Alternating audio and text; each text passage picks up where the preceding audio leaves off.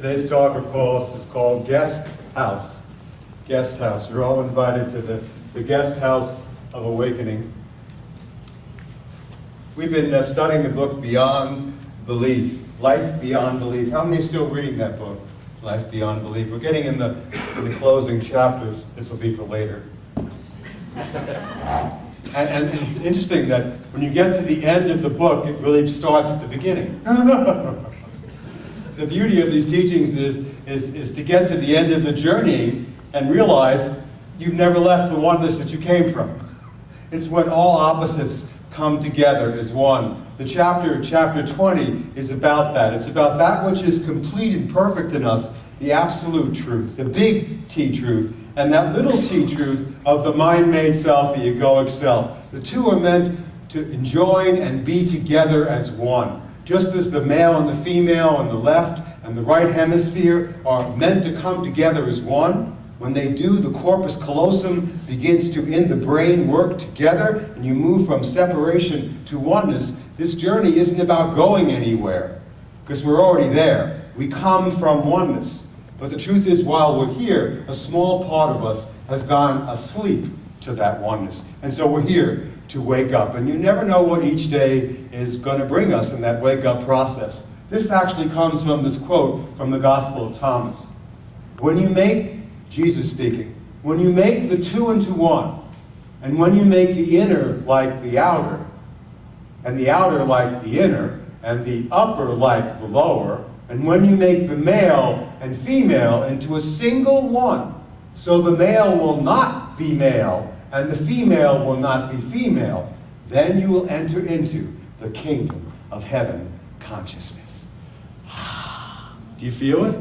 When the two become one, it isn't one or the other, it's both. It isn't the perfect self versus the incomplete self. It's the two coming together and merging together as one. She talks about that. There's never going to be a time, bad news for all of us spiritual people, where we're all going to be free of the discursive mind-made self, the egoic self. It is not going to happen. It will not go away. It's not supposed to go away. So there'll never be a time when you're not going to have to deal with that part of yourself. It's always going to be here. So resisting and fighting it only makes the whole thing worse. So how do you know when you're having a morning like I did on Thursday with the mind-made self? Well, it starts off with me grabbing my phone to see how cold it is outside.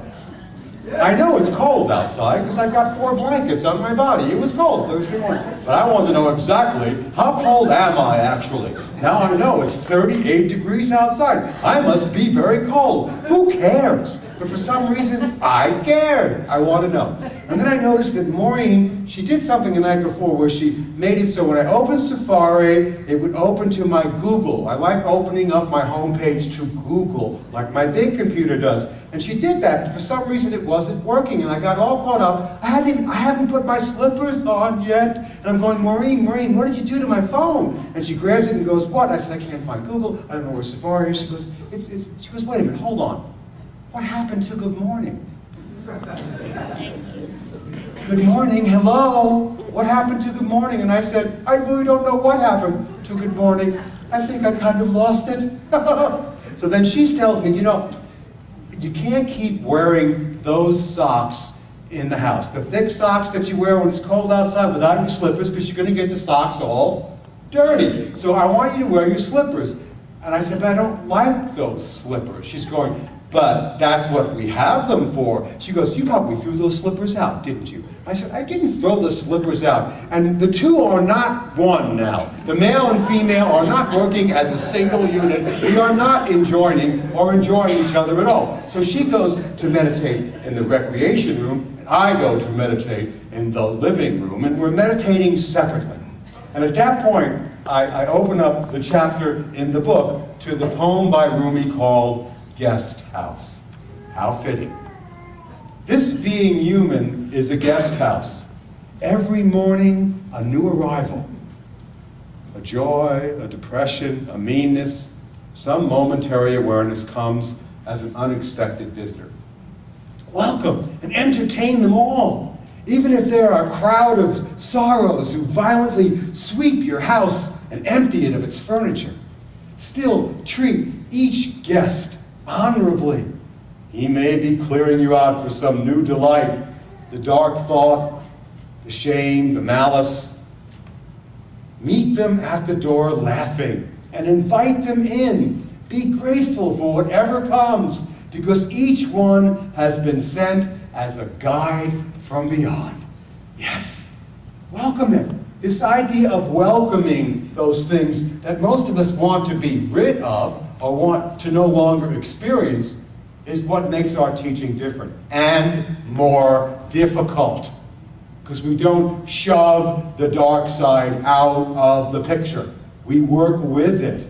When Jesus said, "In my Father's house are many mansions and many rooms," it's kind of like we live in this omnipresent house of spiritists. It's our personal guest house. And the house has a ground floor and a basement, and it's got a kitchen and first, second, third, fourth floor. That's like your house of consciousness. When I got into truth, and I know you did, I loved the upper 4 floors. I loved the heart center where I would feel, oh, the love of God without conditions. I love the place of surrender and speaking the powerful word. I love the oneness of the Buddha and the awakening of the Krishna, Christ, Buddha consciousness. I loved all the upper floors. But the truth is, the real work is in the basement. That's where the uninvited guests live. That's where they come from. They are your children. You created them. They're your children, and what do children want from you? Love and attention. They don't want to be kept locked up in the basement, right? We think somehow that will get rid of them. Just stay out of the basement, don't open that door. I've had your stuff locked down there for years. And the truth is, part of you down there is rotting away in the basement. Energy that cannot be used because you're afraid to look at that stuff. And by the way, those uninvited guests, they'll find a way upstairs. They know how to pick any lock. They can snap it and break it. They know how to get upstairs. And then they come in the living room and you go, well, what is this doing here today? I didn't want to see this. I thought I blissed my way out of this last week and I won this blessing. And now you're back. Ooh, you start to move away. Or worse yet, you blame someone else for why they're here. That does not work. You've got to be willing to invite those uninvitable things into your house of consciousness, don't you? Because that's where the work and the energy is. With the mind-made self. The perfect self doesn't need any of that. It's perfect. But the part that isn't is where our work is. And so we begin to work with those things in the basement. We're not afraid to see, well, what's going to come up this morning? What's it going to be? Anger, judgment, greed, something I like about someone, something I don't like about somebody else, some news event, some way in which someone's driving this morning. Some uninvited guest comes up and says, "Hi, I'm here again. What are you going to do with me?" It's really up to you what you want to do, because I won't go away. You look at it. You become friendly with it. You have tea with it rather than go to hell for 5 weeks with it, or 4 days, or even 3 hours. You begin to invite these things into your consciousness. But you don't let them have center stage. They're like children. It's like, you can come up and you can stay in the living room, but any bad behavior, we're going to just put you right, you got to stay in your place. However, you're welcome in my house of consciousness. Everything is welcome in God's house of consciousness. And it's got to be everything that's inside of you that welcomes you to this. And by the way, this kind of basement work is where most people start running to some other place where they don't talk about the dark side. They don't want to hear about it. Most people want to push it down. That's why we haven't got 12,000 people here on a Sunday. This is tough work. And when you understand what it is, you realize there's no escaping it. You're going to have to deal with the stuff in the basement. We are getting the ductwork in our house done. It needs to be done. We have 40-year-old ductwork downstairs in our basement. We've got this huge, big 3-ton machine, and our ductwork is leaking. We know it's leaking. So we did the lesson summation. First, we called in someone who has more information about this kind of stuff than we do. A guide from the other side. The teachings of Jesus or the Buddha. Someone would come and help me with what I don't know what to do. And then he comes to the front door, and then the next thing he does is, he does what we all have to do. He crawls underneath the basement. He gets into the crawl space. to the dirty places. He's down there looking at what most people don't want to look at, and he's doing point number 3, taking pictures of what the situation is. That's the Buddhist part.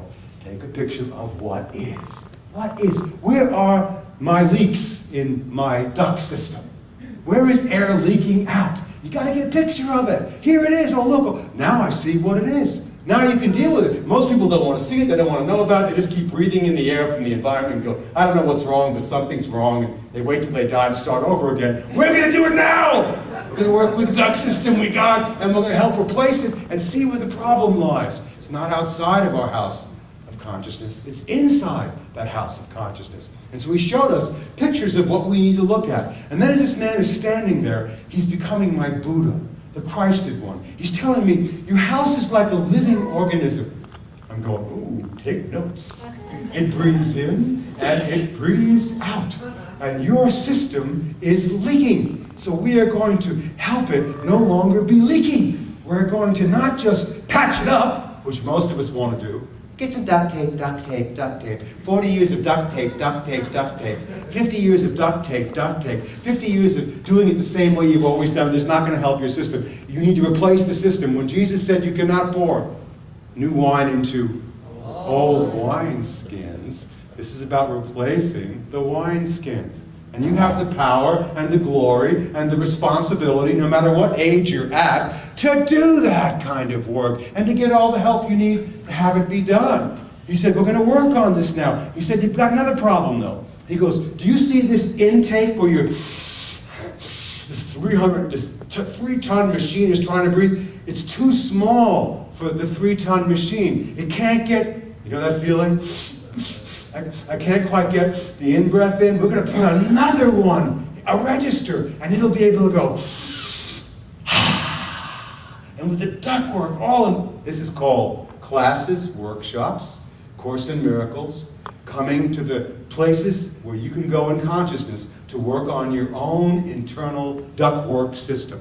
Every time you get off an issue or a tissue, every time you welcome someone from the basement and don't throw them out, every time you don't resist or persist, but allow and welcome, that begins to fix your system so you can breathe in and breathe out. We provide breathing lessons here, don't we, CJ? How to breathe, how to get your system filled with energy. And then when it's filled with energy again, you get more oxygen to your brain, which is most of the time dead and starving from lack of life force, from mana, prana, chi. You begin to breathe more clearly. And then, when those unwelcome guests come up from the basement, you can deal with them better, because you're more present, and you're not fooled.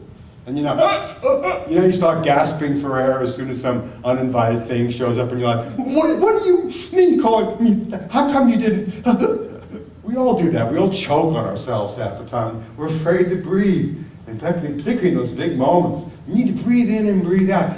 You're welcome. Come here. You can't take over the whole stage, but you can be here with me and join me. Yes, you can be here with me. You can be part of my guest house of consciousness. So when I got done meditating and all these brilliant ideas were coming to me of breathing in and breathing out and letting go, I felt more at peace with myself.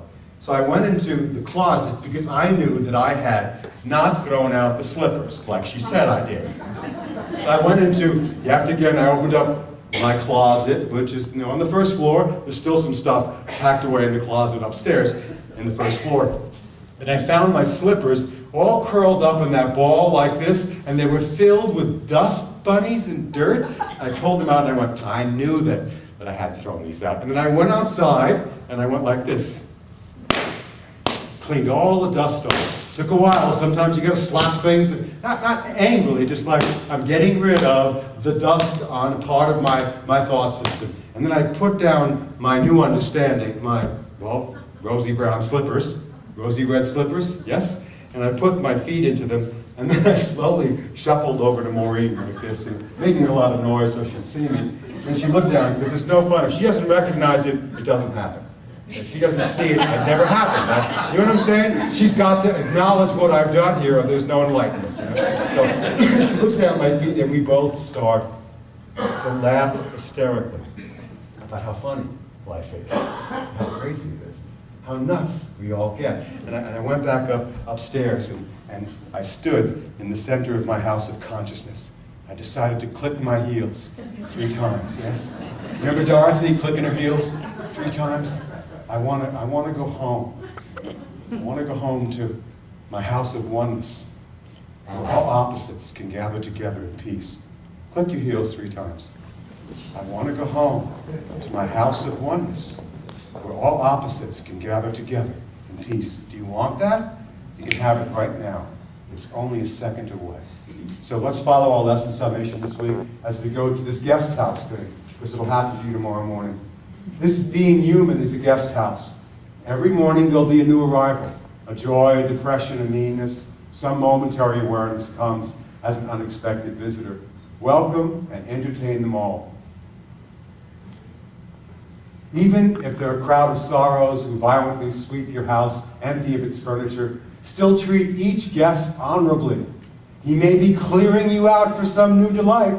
The dark thought, the shame, the malice, meet them at the door, laughing.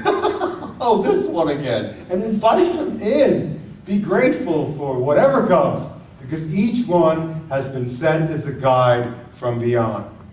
And finally, follow these 4 simple little procedures. 1, simple, huh? Easy to read, interesting to practice.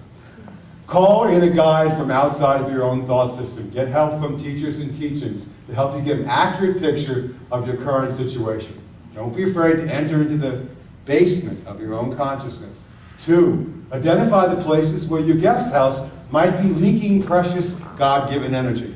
We all have leaky things that we leak energy out all day. We're not even aware of it. Just be aware of it. Repair and replace all existing intake and outtake lines that connect you to the source of eternal power and glory. Yes? And number 4, with all the repair work done, meet your children at the basement door laughing and invite them into your living room to share cookies and tea with you. Click your heels 3 times, yes? May I go home to my place of oneness, where all opposites come together, where everyone can dwell in this house of consciousness that is my home. And then I can be a beacon in my neighborhood for helping other houses do just the same. We practice, friends, not just for ourselves, but for the benefit of all beings who share in our neighborhoods together. Namaste.